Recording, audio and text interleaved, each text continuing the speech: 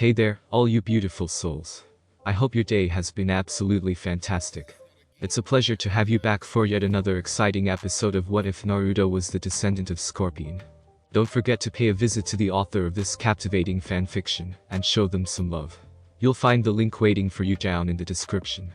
If this what if is sparking your curiosity, drop a comment down below and share your thoughts. And while you're at it, don't miss out on exploring the plethora of other intriguing what ifs available on this very channel. Alright, let's not keep you waiting any longer, let's dive right into this thought-provoking video. Konohagakure no Sato, Streets of Konoha. Uchiha Sasuke. It felt so weird to be in Konoha after the emotional bombshells that had dropped him to his core. Itachi hadn't killed their clan for power. He did it to stop a civil war within the village, and not only that, Itachi did it to keep Sasuke himself alive. He loved him. All that Itachi did was for him to have peace. And Sasuke truly couldn't wrap his head around it. I hated him for so long. For so long, and all he did was for me, Sasuke said to himself as he stood in his doorway. All that he had done was to defeat Itachi, but Itachi died. He died saving Sasuke's life. There were other realms, other powerful beings out there. The allies he had were stronger than life. It was all too much to handle. All this time, I wanted to become a shinobi to fight him. I wanted vengeance. I wanted to kill him, and yet he was still the big brother I had always admired. Always wanted to be. The one that always looked after me, Sasuke thought to himself. It began to rain as Sasuke walked through the streets of Konoha, and he could feel the emotions building up in his heart. What do I do now? Sasuke thought to himself as his eyes began to blur before he blinked, releasing the tears that had built up. Unable to stop himself, Sasuke fell to his knees and began to sob heavily in the middle of the street. His revenge, all that he had sworn to do, was shattered. The brother that he had sworn to kill was dead. All that Uchiha Sasuke thought that he was. It was gone, and left behind was a shattered soul. The rain pelted his body as he kneeled there, his hair becoming slick with every drop of water. But then, it stopped. Confused, Sasuke looked up, and he saw who he knew was Aim, the 16-year waitress of Ichikare's. He could see concern in her eyes as she stood before him, an umbrella in her hands. "Are you okay?" she asked him, a concerned look in her toffee brown eyes. Sasuke wanted to see he was okay. That she had just caught him in a moment of weakness, but as hard as he tried, he couldn't muster up the confidence he had always shown. He couldn't lie to her. "No?" Sasuke whispered as more tears fell from his eyes. He could see her eyes soften before she slowly knelt down and wrapped her arms around him in a soft hug. "It'll be okay," Aim whispered into his ear. It had been so long since Sasuke had been touched by a human that didn't have malice behind it, and it was even longer since he had been hugged. At the moment he felt the warmth of her against him, the tears began anew. Village of Hisako. "Tenten. Are you alright, child?" Tenten turned her head to see an old woman with gray hair sitting in the middle of an alleyway, sitting in a booth. There was something ominous about this woman, but all Tenten could do is stare at her with curious eyes. "I am frustrated," Tenten replied as she walked to the woman in the alleyway and sat in the empty seat in front of the small booth. "Ah, you were the Kunoichi from Konoha that battled the Oto Kunoichi, yes?" the old woman questioned. "I was," Tenten said bitterly as she looked at the booth. "I wanted to be as strong as my mother and father, and as well known like Tsunade, but without my arm, I'm nothing." Tenten felt the familiar burst of anger fill her heart at the thought. All of the years training to be a shinobi, gone due to that Oto Kunoichi. It sickened her to a point that should have scared her, but all she wanted was revenge. "I can see the fire in your eyes, child." "It is a fire I saw in another young woman," the old woman said with a smile. She was a lowly street urchin, fighting to survive in a harsh world. But with the power of blood magic, she was able to become powerful. Powerful to regrow limbs. Powerful to create any weapon she desired from, not only her blood, but the blood of her enemies. Tenten's eyes snapped up at the old woman, who smiled a devious smile. "How do you learn this power?" Tenten asked her. The woman pulled out an ancient-looking scroll, and said this scroll holds the secrets of blood magic. "The secret my clan has used for many years." "Is there a cause?" Tenten asked. "None," the woman replied. Tenten stared at the scroll before she asked why. "Why give this to me?"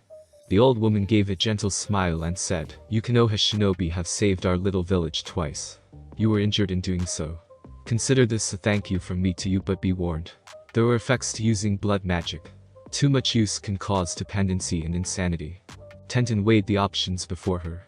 Without her arm, she was worthless as a kunoichi of Konoha, and not to mention, the thought of not only regaining her arm, but being able to make her own weapons from blood, was both morbid and fascinating to her. But the dependency and insanity aspect. No? Tenten thought. I made a promise to Mom. I can't back down from it now. With that thought in mind, Tenten smirked and said, I'll take the chances. Then the scroll is yours, the woman said as she slid the scroll to Tenten. At midnight tonight, when the moon is full, you will open the scroll and cut your palm, and once it does, you will place your hand in where the circular seal appears. And when it does, you will know what to do next. Just make sure not to do this within the village. Take my word for it. Tenten nodded and the woman smiled, her ruby red eyes glinting briefly. Tenten took the scroll and stood up to give the woman a bow.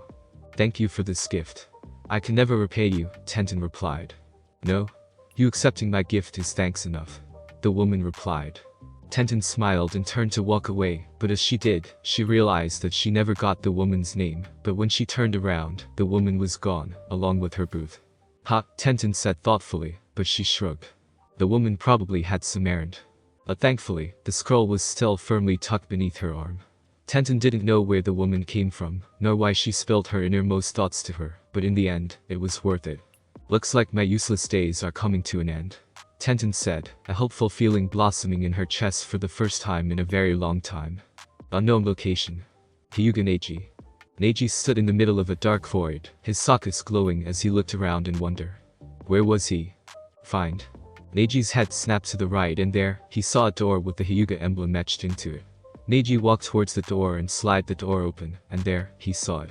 There was a katana that was embedded in a stone pedestal. The blade had several chains holding it down, along with several paper seals attached to it. What am I looking at? Neji questioned. Senta, a voice replied. Neji turned around and found himself looking at a man. The man had graying black hair and goatee, and he wore a black bodysuit with red accents with a sash across his chest, depicting a dragon, and a black pauldron on his right shoulder. Attached to his belt is a small satchel. He wears red knee pads and black boots.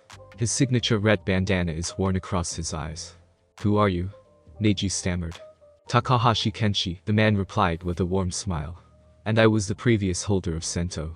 Up until I perished in battle. Did you come from the same time as Naruto's other life? Neji asked. I did, Kenshi replied. Why are you here then? I never died and as far as I know, you weren't my previous life, Neji said. You're right. I'm not. I am someone who wielded Sento, and when I did, my soul was taken within the blade, waiting for the next wielder to reveal themselves, Kenshi told him. And you think that is me? Neji asked. I do, Kenshi said. I have been watching you, Hyuga Neji. Your skills are very impressive as a fighter, but your attitude was something that was left to be desired. I was going to give up on you until your family member and reincarnation of Katana set you on the right path. Neji remained silent. You and I. We were exactly the same, Kenshi began. When I was younger, all I thought about was the fight. I was arrogant, cocky, but I knew I could back it up. Shang Tsung knew this as well. Shang Tsung? Neji said. A sorcerer with untold power. Able to use the souls of his victims to fuel it in many different ways, Kenshi explained. Someone whose power could rend this asunder if given a chance. Neji remained silent.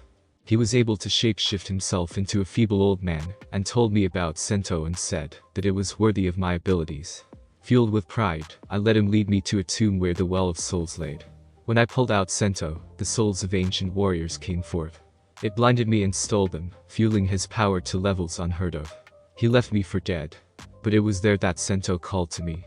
Called to you? Neji asked. Yes, Kenshi said with a nod. It called to me, and led me out of the tomb and revealed that the souls of the warriors were my ancestors. So you lead this Shang Tsung to your ancestors without knowing it. That is not only humiliating but sad. Neji told him. The man that walked into the tomb was arrogant, cocky and sure of himself. The man that walked out was humbled, defeated but given a purpose bigger than what he had, and that was to bring good to the world. Kenshi said with a faint smile.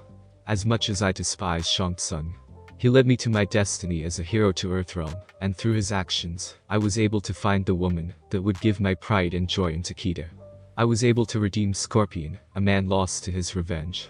I was able to help my realm in its greatest time of need, and now, I am here to lead you to Sento. Neji was humbled by this man's tale and said, I'm honored that you see my skill as a shinobi, and that we have similarities, but admittedly, I am afraid.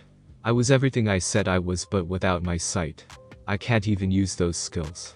That is the exact thought I had when Sento chose me, Kenshi replied softly. And believe me when I say, once you have Sento, you will never have to worry about losing your sight ever again. Neji was silent for a moment before he asked, so you're telling me that even with this blindness, I will still be able to fight at 100%. Kenshi didn't say anything for a moment before he said, I don't wish to sound arrogant, but despite my blindness, I was able to go toe-to-toe with humans and beings that would come to fear me. Neji let a small grin appear on his face, and said, judging from the door this was behind, my clan holds Sento. You'd be correct, but you have to let it guide to where it lies. Kenshi said before he placed a hand on Neji's shoulder. And when you do, I will return and we will begin to make you a fighter to be feared. Kenshi then pulled off his red bandana from his eyes and placed it in Neji's hands, revealing his own glowing eye sockets. For when you awake Hyuga Neji. Until we meet again. Neji leaned up off the bed and panted heavily, sweat pouring down his face as he felt around. He then smelled the air and realized that he was still in the hospital. It was then he felt the smooth velvet texture beneath his right hand. Just then, the door opened and Neji asked, are you a nurse? Yes I am, a female replied. Tell me. What is in my hand? Neji asked. The red bandana, the nurse replied. Neji felt his heartbeat quicken as he gripped the headband in his fist, as he thought I must get back to Konoha. But there was one question that nagged at him. How did the Hyuga clan find Sento, and why did they have it sealed and chained? Forest outside Hisako. Tenten. It was 3 minutes to midnight, and Tenten found herself in an empty field within the forest a few minutes outside of Hisako. This seems to be the perfect area, Tenten said as she knelt on the ground and placed a scroll on the ground. She unlocked the scroll and exactly like the woman said, there was a simple circular seal in the middle of the small scroll. She pulled out a kunai with some difficulty and bit down on the handle, and with a swift whip of her head, she cut her palm, causing blood to spill out of it. She spat the kunai out, then took a shaky breath and stared at her palm for a moment. Now or never. She whispered before she placed her bloody palm within the seal. For a moment, nothing seemed to happen. Had she been too late? Had she been duped by that old woman? It was then she felt a pulse through her hand, and when she looked down, she saw her blood begin to flow towards the intricate circle seal, but once her blood reached the seals, it didn't move past that barrier. Another pulse and Tenten felt a hint of pain, and it was then she saw her blood begin to spread from beneath the circular seal, revealing lines and lines of seals, but the blood in the circular seal never moved nor lessened. Once the final seal that filled with her blood, the seals themselves began to shine a ruby red, before the seals themselves began to be sucked back towards the larger seal, before her palm was forcefully pushed from the circular seal. Tenten looked at her palm and saw that the wound had not only healed, but it was glowing the same ruby red. She looked back at the scroll and saw her blood begin to float and take form into an orb, and moments later, her blood began to take form into a dagger, but it was unlike any dagger she had ever seen. The blade was bright silver, but the edges in the middle of it was crystallized blood, but she could see that blood, her blood, was dripping from the crystals. The hilt was also made of the same crystallized blood, but there was a vial of glowing liquid sticking out from the bottom of it. As if she was in a trance, she grabbed the hilt and held it in her hand. Her breath came out slowly as an image of a woman plunging the dagger into her chest. She held the blade to her chest and with no hesitation, she stabbed herself in the air. She felt the chill of the steel pierce her chest and her heart, and yet, she did not feel pain. She felt warmth like no other. She watched as the glowing liquid began to drain from the vial and a strange feeling in her heart, and once it was gone, the blade liquefied into blood which then slid into the hole in her chest, which then healed. Then she felt this warmth spread across her body. Each second it began to get hotter and hotter to alarming rates. She then heard a blood-curdling scream as white-hot pain, but then she realized that this near-inhuman scream was coming from her own mouth. She didn't know if it was minutes or hours, but the intense heat and pain continued to build. Her eyes locked on the moon, but suddenly, it began to become tinted in red, as blood began to seep from her eyes, ears, mouth and every single pore on her body. Suddenly, the blood began to glow, and she let out a loud scream, as ruby red energy exploded from her body, which caused the entire area to be bathed in red light. When the energy faded, she found herself on her feet as naked as the day she was born, blood dripping down her body, with both of her arms.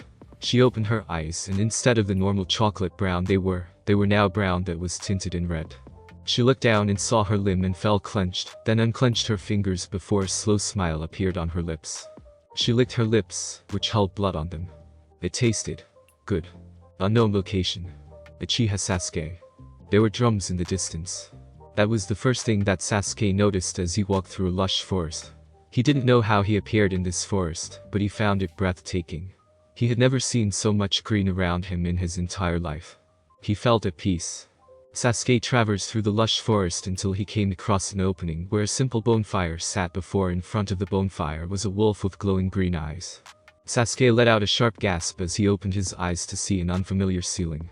"You're awake," a kind voice said. Sasuke turned his head to the left and saw a familiar face in Aim. "Where am I?" Sasuke stammered out weakly. "You're in my home," Aim said with a warm smile as she poured a cup of tea and placed it on the table beside the couch where Sasuke laid. "You fell asleep after crying, so I carried you home to make sure you didn't get sick." Sasuke felt embarrassed and mentally admonished himself for looking so weak. "Thank you for your help," Sasuke said. "I apologize for you having to see me like that." "You don't have to apologize for having feelings," Aim told him with a gentle smile. "That's like apologizing for being human." Sasuke nodded and looked at the tea curiously. "Is that for me?" he asked. Aim nodded and said, "Normally I charge for tea, but for you, consider it free." She gave him a playful wink, and for a moment Sasuke found himself taken aback by how cute the wink looked to him. "Thank you very much," Sasuke said as he took the teacup and drank it. It tasted very good. It had a strong hint of peach, but there was extra sweetness that he enjoyed, and he normally did not enjoy sweet things. "Country peach tea. It's my favorite. I hope you like it," Aim told him. "I do," Sasuke said as he took the cup away from his mouth. "Thank you. Anytime. Father always says that when your heart is hurting, always drink country peach tea. It's clinically proven to start the healing process," Aim joked. Sasuke let a small smile appear on his lips and said, "You may be right." Aim smiled at him. "I know this might be a little forward, but do you want to talk about what hurt you so much?" "You don't have to, of course, but that's always the second step in healing." Sasuke paused. If it had been anyone else, he would have flat out refused to speak about what has been weighing on him. He was an Uchiha, damn it, and he was too proud for that. But as he looked into her warm and caring toffee brown eyes, he felt himself nodding. "It's a long story," Sasuke said. "I've got time," Aim replied. Sasuke looked into the cup of tea and said, "Well, my name is Uchiha Sasuke, and up until recently, I lived only for revenge. NarutoxHarem Palace, Portal Room. Tomas Smoke Rabata. Are you ready?" Smoke placed the final piece of armor on his right arm before he turned to the owner of the voice. The owner was a blonde-haired, blue-eyed revenant female wearing a blue beret, a wedding band necklace and 2 dog tags, a 2-colored blue and black leather jacket with a navy blue shirt beneath it, black pants with blue leather pieces attached to them, a holster gun on the right side of her hip, and black gauntlets on each arm, and finally, a pair of black boots. She was former General of Earthrealm and new General for the NarutoxHarem Army, Sonya Blade. "As ready as I will ever be," Smoke replied. "Are you concerned about doing a mission like this solo?" Sonya asked. Smoke shook his head and said, "No, I'm used to this. Besides, Emperor Kang has requested this of me. No doubt due to my skills as former Lin Kuei member." Sonya eyed him for a moment before she handed him a small rectangular device with a pale blue orb that dimmed and glowed repeatedly. "This is Portal. Once you get through to Earthrealm, you will place this where the spiritual energy is its strongest." Sonya paused and handed him a small circular device. "This will help you locate where the energy is strongest." Smoke nodded and placed the object around his right wrist, and placed the other object in a pocket. "Anything else?" Smoke asked. Sonya looked around and took off her dog tags, and handed it to Smoke. Smoke looked at her curiously and asked, "What is this for?" "I realized that while Jakui, Takeda and Kungjin are here, Cassie is not. I was able to confirm this after years of scouring the NarutoxHarem. It means that she must have been reincarnated somewhere," Sonya explained. "I didn't think you believed in that sort of thing," Smoke said. "I've fought alongside demons and gods," Sonya quipped with a roll of her eyes before they softened. "After spending years as a revenant, anger, bitterness and fierce loyalty to anyone that put them in this state were the standard revenant way, but after the Kung Lao and Katana incidents, Liu Kang managed to learn the magical ability by studying Quan Kai's tomes to allow revenants to feel other emotions, but the core 3 always took precedent over the others. It allowed them to feel a little more human than before. There's a chance I may not find her. There could be a chance her soul is in heaven," Smoke said as he held out his hand to her. "I know, but we'll leave it to chance." Sonya replied, the softness in her eyes become hardened as she placed the dog tags in his hand, their unspoken agreement settled. He placed the dog tags in his pocket before Sonya walked over to the console and pressed a few buttons. Suddenly, the portal he stood in front of activated, causing a bright lime green glow to spread across the chamber. Stay safe and be careful. There is no telling what will happen over there, Sonya said. Smoke nodded and determined eyes. He walked through the portal. Unknown location. Hatake Kakashi. The sounds of thunder rumbling was the first thing Kakashi heard as he awakened from his slumber. Slowly, the copycat shinobi opened his eyes, and the first thing he realized was he was looking at the dark sky with both eyes. Kakashi rose up sharply and reached up to grab his hiatai to pull it down, only to feel his forehead. Hello son, a familiar voice said from behind him. Kakashi stood up and turned around to see a face he hadn't seen in a long time. It can't be, Kakashi whispered. Standing in front of Kakashi in the middle of a large field with dark gray storm clouds above was a man. The man had dark eyes with deep lines running underneath them, spiky, silver-colored hair that reached into the middle of his back tied in a ponytail and bangs that hung over his forehead protector. The man wore a standard Konohenen uniform with a pair of gloves, flak jacket, bandages on his right arm, and the addition of distinctive short white sleeve, which had red edges and the standard crest of Uzushio Gakura on it. He also carried a holster worn diagonally over his right shoulder which held his white light chakra saber. My, you sure have grown, Hatake Tsukumo said with a faint smile on his face. What are you doing here? Kakashi whispered, shock radiating through his very core. His father was standing before him. Was he hallucinating? Was this a trick from Shao Kahn? Was he dead? I came to talk to you, Tsukumo answered as he took a step forward only for Kakashi to take a step back. Stay back, Kakashi said with concern. Relax son, Tsukumo said with a placating tone in his voice, his hands raised slightly. How do I know you're really my father and not hallucination or some Shao Kahn magic? Kakashi asked. Tell me something only you would know. Tsukumo was silent for a moment before he said solemnly, when your mother passed away, you had to smack me in the head with a brick because I was too depressed to get out of bed for missions. You then berated me for giving up on her memory as well as you. Kakashi's guard instantly lowered as his father's somberness quickly latched onto him. Okay. Maybe it is you, Kakashi said reluctantly. But still, stay back. Tsukumo let out a laugh and instead sat down in the lush green grass beneath him. So, how have you been son? Kakashi stared at him and replied, I've been okay.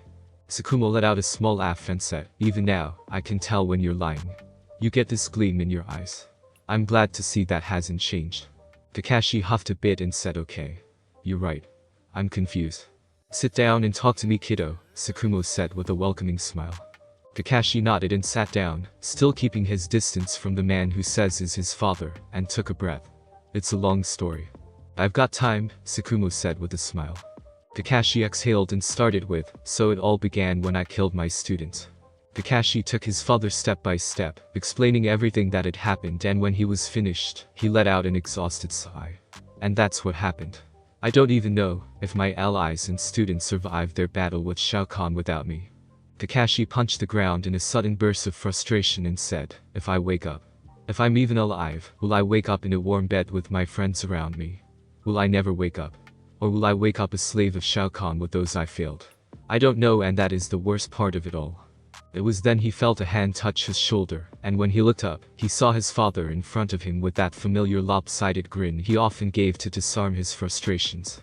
Relax kiddo, Tsukumo told him. I can tell you for sure that they are safe and okay. Those alive at least. Those alive? Kakashi asked. Yes. Inuzuka Kiba, Aburam Shino, Sarutobi Asuma, Akamichi Choji, Kari, and Uchiha Itachi. Those are the ones that have passed on due to their battle. Everyone else that assisted you during the battle with Shao Kahn still live, with the Emperor himself slain, Tsukumo explained. Kakashi was both glad and deflated at the same time. Deflated that he lost those allies, but glad that they survived Shao Kahn. But something nagged at him. How do you know that? Kakashi asked.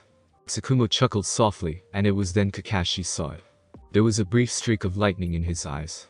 He ruffled Kakashi's hair and stood up off the grass, and said, there is so much you don't know Kakashi. So much I need to tell you, but right now, our time is up. We'll see each other again soon. Wait. Kakashi exclaimed before he noticed that his hand became see-through. Father.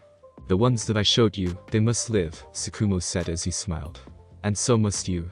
I love you, son. Father. Kakashi yelled with his right arm stretched out before he looked around. He was in a hotel room. He could tell that by the gaudy decorated walls and the lack of personality in them. Seconds later, the door opened up to reveal a panicked Guy, who instantly relaxed. Ah. Kakashi-kun, you're finally awake, Guy said with a relieved tone in his voice. Yes. Kakashi said as he lowered his hand. Was it all a dream? You have been missed and have missed much, my friend, Guy said as he walked into the room and pulled up a chair beside Kakashi's bed. How long was I out for? Kakashi asked. A few days. Kurenai, Anko and her others. Sans a few of them. Carried you back, Guy explained. Wait. Kurenai. She's alive. She was killed by Shao Kahn. Kakashi exclaimed. Yes. She was brought back after meeting a god named Fujin, Guy said. Kakashi blinked. Can you run that by me again? Kakashi asked. Guy chuckled and said I told you that you had missed much. Come. You must be hungry. Let me grab you something to eat. No, Kakashi said. Tell me now. What in the hell did I miss? Earthrealm, Shinobi Lands. Tomas, Smoke Robota. With a crash, gray particles of light slowly formed into a humanoid shape before fading away to reveal Smoke's form. Smoke let out an intense coughing fit as his body shook in terror.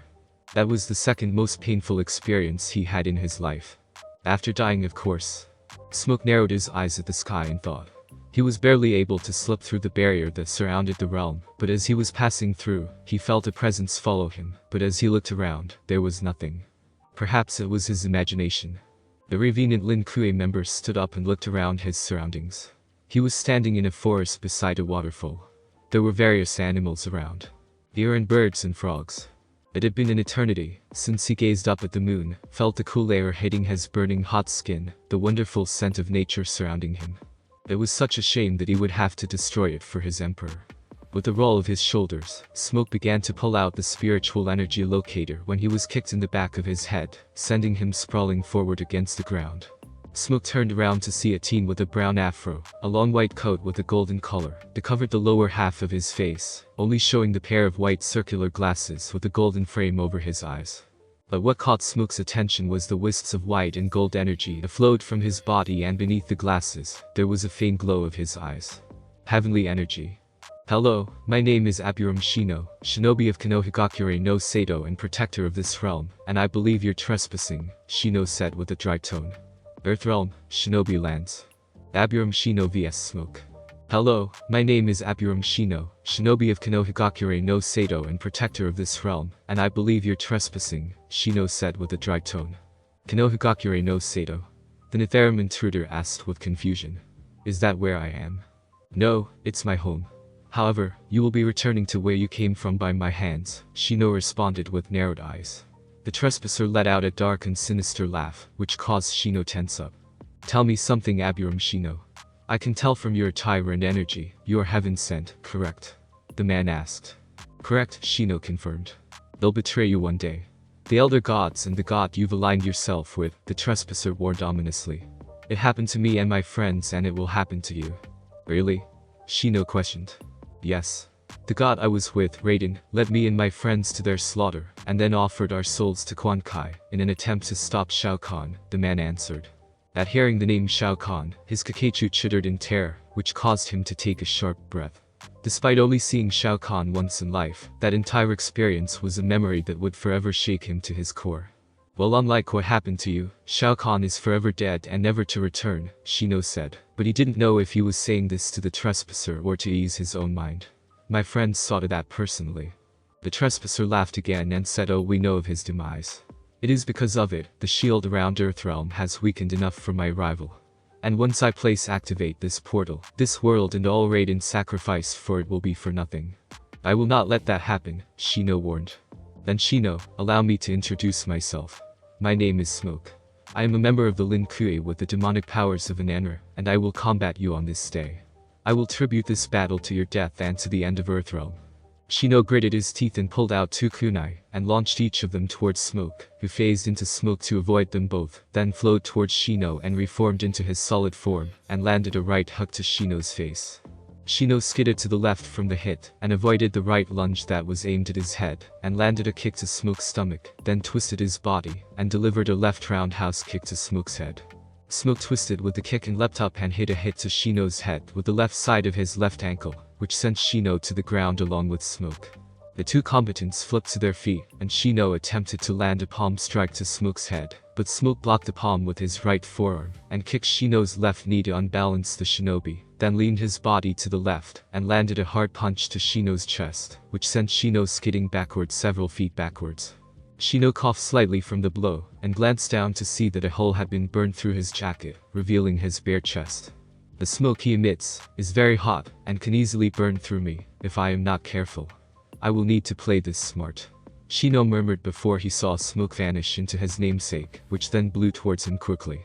The gust of wind flew past him, and he felt a brutal punch land at the base of his spin, before the gust flowed forward, and it was then he saw smoke swirling from behind him to before him, and through the smoke, his opponent's fist slammed into face, sending Shino soaring into the air before crashing to the ground, tumbling against it before slowing to a stop. If that is all you have, consider this combat lost, Smoke's voice said with amusement as Shino rose to his feet, the lens of his right glasses cracked, revealing the glowing iris of a now enraged Daburum. This is far from over. Shino hissed out. Village of Hisako. Hatake Kakashi. That is a lot to take in, Kakashi told Guy wearily as he ran a hand down his face. This is so much more than our realm can handle. We know that the nine-tailed beasts existed, but now there are different realms, gods, reincarnations, and a potential war with the NarutoxHarem. It seems like there was so much we didn't know. Kakashi glanced at his hands, the words of his father echoing through his mind. The ones that I showed you, they must live. And so must you. Kakashi let a confident grin form on his masked face and said, but something bigger coming and we need to combat it and make sure that we all come out alive. I already failed in that regard when Kiba and Akamaru, Shino, Asuma, Choji, Kari and Itachi, but I won't let anyone else die to this event. That's the spirit, Kakashi-kun. Guy cheered with a fist pump. We'll save this world from whatever this NarutoxHarem can send. Kakashi nodded, but first, we need to get to back Kono. Kakashi paused. He shivered due to how cold it suddenly got. Who has the air conditioner turned up like this? No idea, Guy stuttered out, his hands rubbing at his arms. This is otherworldly cold. Just then, the door opened to reveal Amoy, who had a look of calm on his face. Samui is incensed in ice, Amoy said. Something is going with her. Kakashi and Guy glanced at one another before they said in unison, let's check it out. Earthrealm, Shinobi lands. Daburum Shino vs Smoke. Shino pulled out a kunai with an exploding tag, and launched it towards his opponent. But just before it hit, Smoke took up a stood stock still as he placed his bent left arm in front of his chest sideways, and then placed his right arm, which was bent upwards, in front of his left arm, and began to vibrate rapidly with smoke pouring from his body. And the moment the kunai hit him, he vanished in a large plume of smoke which then exploded due to the tag on the kunai. It was then he heard his Kakechu chitter in alarm, warning him that an attack was coming from above. Shino leapt to the left to avoid the downward chop that Smoke delivered, which caused a hard impact on the ground. Shino launched himself forward, then leapt up and kneed the Revenant in the face, which caused Smoke to stagger backwards. Shino landed on the ground and punched Smoke in the chest, then followed it up with a left elbow to the chest, before he aimed a kick to Smoke's side. Smoke caught the leg and used this chance to punch Shino twice in the chest, before he lifted the genin off the ground, twirled his body and launched him away. Shino tumbled through the air before he slammed both feet down against the ground hard, causing earth to rise beside him, before he skidded to a stop. Shino coughed heavily as blood, shimmering in white and gold sparkles, exploded from his mouth. Shino looked down and saw two medium-sized holes in his chest. He could tell that one of the blows punctures his right lung. He could see the Kakechu working hard to keep him steady and alive, but he knew that this would be the end of him. But he wasn't going to go alone. Have to stop him, Shino muttered to himself as his vision blurred. He formed two hand seals and shouted Hijutsu. Mashidame, secret technique. Insect sphere. With a burst of chakra, Kakechu, heavily saturated with heavenly essence, flowed from Shino's hands in large sphere, and flew towards Smoke. So you use insects like that, kitten. Good thing I know how to get rid of them. Smoke exclaimed as the bugs flew towards him. Smoke began to pour from his body, causing the air around him to heat up to new heights, before his body evaporated into smoke and flew through the insects, causing them to melt from the intense heat, but the smoke continued as it flew towards Shino. Shino then formed 3 more hand seals, then said Mushikame no Jutsu, wall of insects jutsu. Dozens of Kakechu flew from his body and swirled around him rapidly, forming a dome around him. Smoke slammed into the wall of insects with any of the Kakechu that touched him, melting beneath the intense heat of his smoke. This should buy me some time, Shino muttered as he formed several hand seals and said, Mushi Bunshin no Jutsu, insect clone jutsu. From the rapidly weakening dome, 6 Mushi Bushin formed in front of Shino, who fell to one knee, and quickly formed 3 hand seals and muttered Doten. Shinju's Anshu no Jutsu, Earth style. Groundhog technique decapitation. Shino melted beneath the ground. Seconds later, smoke melted through the last layer of insects, before he sped through the dome and formed into his human form before the 6 clones of Shino. Another surprise. Smoke said with a chuckle. The clones dashed towards Smoke, who gathered smoke around his right forearm and hand, which formed into a mist-like blade, and with a smirk, he ran to the 6 and without hesitation, Smoke cleaved through the first clone he encountered, causing it to melt, before the living Kakechu flew away through the dome. Smoke then ducked a right hook from the second clone and stabbed through his chest, then sharply whipped his arm upwards, slashing through the head, and causing the living Kakechu to fly from the waist down. Smoke watched as 2 clones skidded before him with a dual shout of Tetsuzenko, Iron Mountain leaning. And with a turn of their body, their shoulder and back slammed into his chest, which caused him to skid backwards, form the dual hard blows. Smoke smirked and swiped his right arm at an upward diagonal, causing his smoke blade to extend and cleave through the clone that had attempted to leap towards him. He then twirled his body and passed the blade through the 2 clones that struck him previously, ending their time as a solid beam, before he dashed forward and stabbed through the final clone's chest. Outside of the dome, Shino exploded from the ground and panted heavily, and through the dome, he could see Smoke finish off the last clone and shout at Kakechu. Samuji, parasitic insects. Typhoon. Within the dome, Smoke could see that the insects began to swirl rapidly as it changed shape into a twister. He could feel himself being lifted into the air as the insects glided against his skin, causing a dark crimson, nearly bordering black, blood to fall from each cutting wound. Smoke tried to morph his body into smoke, but the wind was too fast and unstable. Higher and higher, Smoke tumbled through the air before he was finally whipped out the very top of the typhoon, which sent him sailing high into the air before crashing to the ground hard. Shino fell to one knee as more blood fell from his mouth before held out his hand and shouted, "It's over." Kakechu. Basui no Jin, spindle formation. The insect tornado flew into the air and began to form into a spindle before it shot down towards Smoke. Smoke rose to his feet, his left arm hanging limp, having broken upon impact from his crash landing. "I won't stop here." Smoke hissed out as he gathered a large amount of smoke and formed an orb, before he launched it towards the oncoming insects. The spindle and the orb of smoke collided before the smoke broke through, causing the Kakechu to melt due to the intense heat. A storm of dead insects fell around Smoke's body as he turned around to face Shino. "Is that all you've?" Smoke paused as he felt an intense pain in his left arm and right ankle. Without warning, a medium-sized insect exploded from his right forearm, which caused Smoke to yell out in agony. Seconds later, the right ankle also exploded from the insect. Shino smirked weakly and said, "Kadechu. Mishikui, parasitic giant beetle infestation. It will continue to eat away at both your flesh and chakra. The more it eats, the bigger it gets. Until you're gone."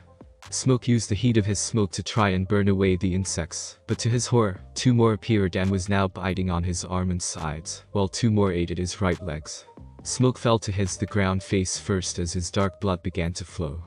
Smoke and Shino sat there, one bleeding out from his wounds while the other being eaten alive. Their battle a draw.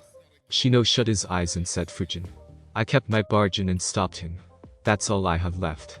The glow in his eyes dulled and Shino turned his head, but just before it all went dark, he heard a voice whisper in his ear, "Rest. For this is not over for you or him yet." Unknown location. Samui. Samui looked around in confusion. She was inside of what looked to be an octagon ring with chains surrounding it, but instead of the chains being steel, they were made of thin ice.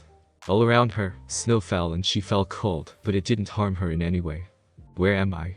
Samui asked. "It's pretty cool but still confusing." "Oi, bitch," a voice said from behind her. Samui turned around to see a pale-skinned teenager behind her with icy blue hair, a sports bra and skin-tight shorts. She also wore icy blue gloves and boots, and her eyes glowed with an icy blue. "Welcome to the icy cell. The cool ring with only one purpose. To kill anyone that steps foot in it." Samui narrowed her eyes and said, interesting. Well then, I'm smart enough to know what that means since I'm here. The girl smirked. Knuckle up because your body is mine. Thanks for listening. I do hope you enjoyed it. If you want the next part of this video, like, subscribe and comment down below and turn on the bell notification, and also check out other videos that I have created and enjoy. See you in the next video. Peace.